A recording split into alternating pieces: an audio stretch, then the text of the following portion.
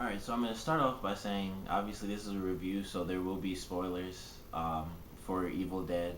And this is, of course, the remake. There might also be spoilers for the original Evil Dead films plus Army of Darkness. So if you haven't seen those movies, go check them out. Obviously, if you haven't seen them in a while, check them out again because they're all great. But check those out, then check out the remake, and then come to this review. I also have to state that I can show this under free rights usage for reviews, just so I can monetize the video. But Evil Dead, of course, remake. I just finished watching it for the first time on Blu-ray. It's the second time I've seen it as a whole. First time was day one when it came out. I was super excited to see it. I almost skipped some stuff to go see it, during like the early showings on the Thursday night. But I was like, I gotta do this. So I went to see it that Friday. I was super excited to have my Evil Dead 2 shirt, which I kind of wish I had here to show it. But it's just Bruce Campbell and it says Groovy on top. But went to see it, loved every minute of it. I felt the characters played or the actors played their characters well. The story was good. It wasn't, which I knew ahead of time because I was super excited for the remake, like a lot of people were. But I was glad that it wasn't them actually remaking it. It's more, well, even in the credits it says based on the film The Evil Dead. So it's not exactly a remake. It's more of a reimagining, which technically, if you think about it, that is different. So it's not just them rehashing the old story, which was really good. And they don't have a character named Ash. Ash isn't in it at all, which Bruce Campbell actually didn't want because he wanted it to be its own thing, which it came out as, which I'm really glad about. And he was glad about too because he wanted us, as younger viewers, to have sort of the same experience that we had, with the older films where we get, our own set little story and characters that, we kind of idolize on our own. That we don't have to refer back to, this Ash isn't as good as, Bruce Campbell Ash. So I'm glad it didn't have that. And I'm glad the movie itself just, the pacing I personally thought was really well done. It started off pretty simple. They introduced the characters, their story, why they're in the cabin, and then things get really crazy. Well, it starts off crazy actually because it shows someone being possessed and pretty much cleansed. And when I watched it, and you can check out the movie again or for the first time if you're still going through with this, when I watched it, the woman they had like tied to the post, I swear she looked exactly like the girl from Jurassic Park to me, just like older. But apparently that's not her. I could have sworn it was her when I first saw it, and even the second time I was like, I'm still pretty sure that's her, but it's not. But if you watch it and like look at a picture of Jurassic Park, the girl in that, the little girl, I thought it was her for sure, but it's not. But it starts up there, then it credits, and then it goes into the main story with the characters and stuff. And one of the great things about it, aside from the pacing, is the references. It starts off real quick. She's in the Michigan State T-shirt. She's on the car. Um, Mia, the main character. I can't think of the other characters' names, but Mia's sitting on the car and she gets like a necklace from her brother, which references the necklace from the first film, except it doesn't have the piece of glass in the center. They also mention Flint, which I believe is where Sam Raimi and Bruce Campbell are from, or at least Sam Raimi is. I'm pretty sure. But they have all the cool references, and some of the dialogue even is from the original film, so that's pretty cool too. But I guess I'm kind of getting off topic from the pacing itself. Like I said, it starts off simple. Then once it gets into, you know, well, it's not the Necronomicon anymore. And once again, I can't remember the name they changed it to, but it's still the Book of the Dead.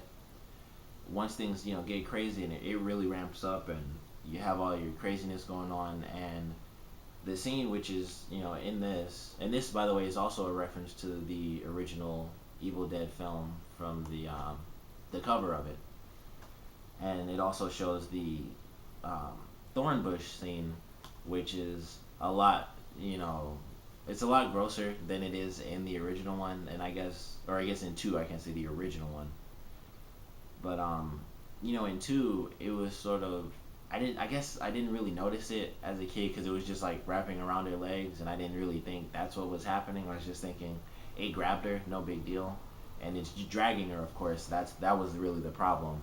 But in this one, it's like nope, it just went right up in there, and that was kind of gross. But That's what the Evil Dead movies were about, and that's what this movie.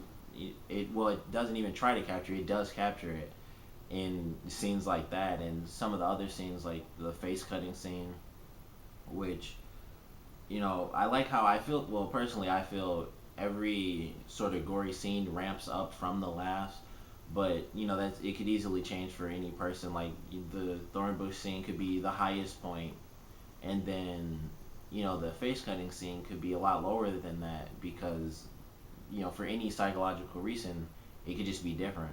But personally, I felt everything ramped up. It would go up and then go down a little bit when the craziness died down. They go back to a little story, and the characters would interact, and then it would go back up, and someone else would get hurt or killed in like some insanely gory way, and then all that to me ramped up to the end, which I thought was like insanely perfect because when I first went to see it, it just had my heart racing. I was like, how can it just keep going like this? And it did, and I thought it was amazingly well done, also insanely gory. But I loved the ending for the movie. I loved how they did it, and I think what I loved the most was how it died down just before that. And I thought, okay, they figured it out. Main character, her brother. It's kind of hard to say who is the main character when you think about it because mostly she's locked up and he's the one worrying about his little sister. But that you think he solved the problem. He basically freed her and dug her back up, and they're gonna escape the cabin, and then he ends up dying with his friend, and then the main demon comes and she goes through her thing, and the car falls, and when she ripped her arm off was probably, if that wasn't the goriest thing, it's at least the second goriest. Probably that, and then the cutting the arm off part are the most gory parts in the movie to me. And that would kind of have to be the goriest because she flat out just ripped her arm off, or well, at least her hand, not her arm. But it was insanely gory. And it was just like this is insane and crazy. But I love that part. Like I said, everything led up to it, and I feel like it was well done. Like the pacing for that was just perfect. How it ramped up that way. And one of the things I mentioned, when they sort of died it down just before that, when Mia is being dug out of the ground, I watched some of the special features, only two of them really, but one of the things they mentioned were, the classic practical effects from The Evil Dead, which is the original, because technically it's The Evil Dead and then Evil Dead 2. But, like the practical stuff they did in both those movies, they wanted to recreate in this film, and there's a part where the guy, I wish I could remember all the names, I never seem to do that, but when he shoots his girlfriend's arm off, like one thing they mentioned was they had like the classic little where they'd have like an explosion and then it would sort of be on a wire and fly towards the wall, and it didn't look right to the director. So his idea was just to grab the arm and just throw it at the wall, and like it looked a lot better and more realistic than sort of flying off on the line. So he just threw it and filmed that, and it's only like a split second what they actually filmed from him throwing it, but it does have a better impact than what they showed in the behind the scenes thing where it kind of, especially since it was in slow motion, it just kind of lightly like hit the wall and fell into a box. But sort of a on the fly thing, like this doesn't look as good, we'll just throw the arm at the wall and make the scene look better, and it does, and that was really cool.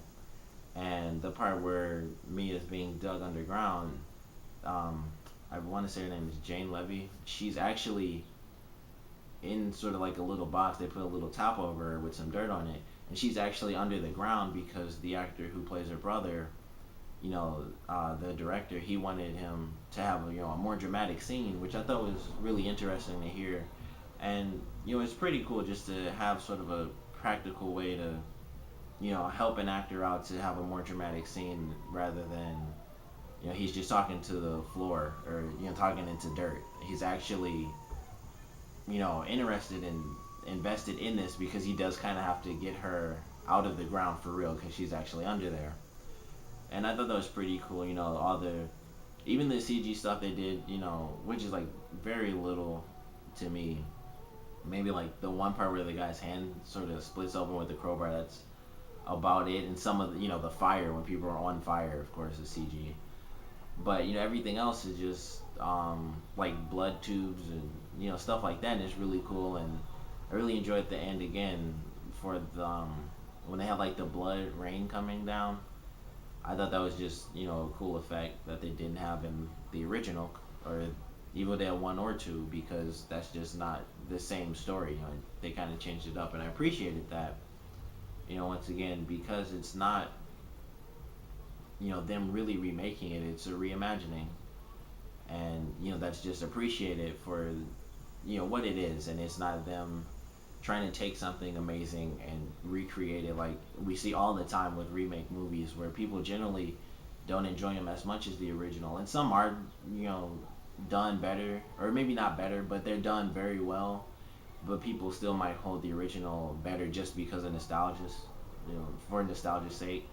And some people might actually accept the remake as a better version. Like Dread, I heard was really well done. I haven't seen the original or the remake, but I just heard that the remake was actually really well done.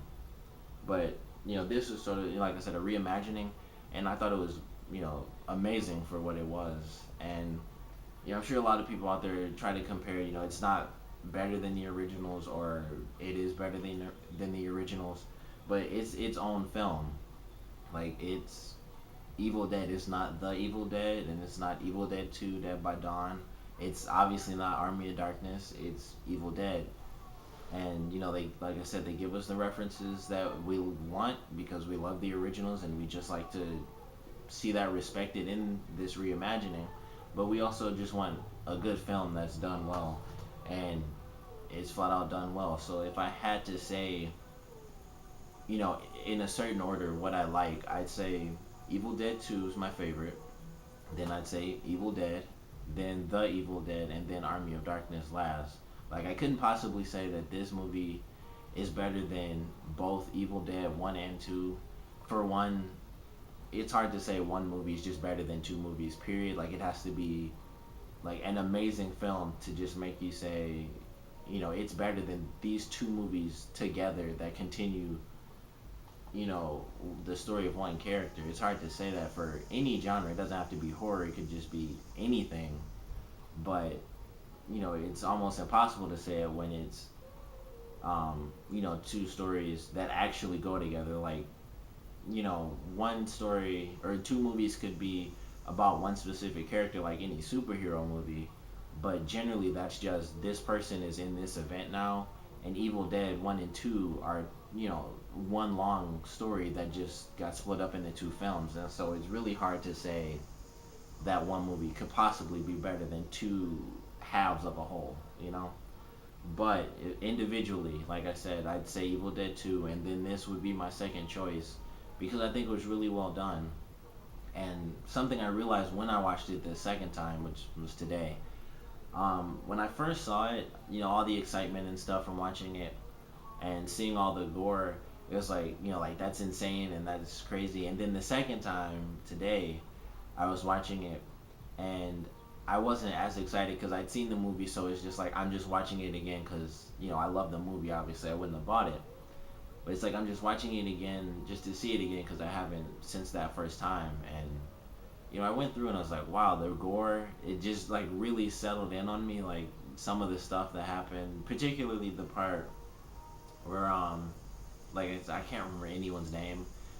Actually, her name's Natalie, who's the guy's girlfriend. She hardly has any lines in the movie, which I thought was so funny. Even when I first saw it, she has like a few parts, but when after she gets bit and she like squeezes the little ooze out of her hand, for some reason that got me more than anything else.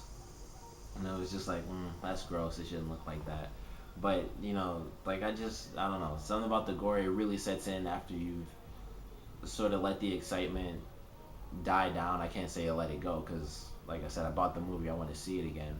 But after it dies down, the gore really gets you. And like I said, for some reason, like the smallest little thing that got me. But overall, amazing film.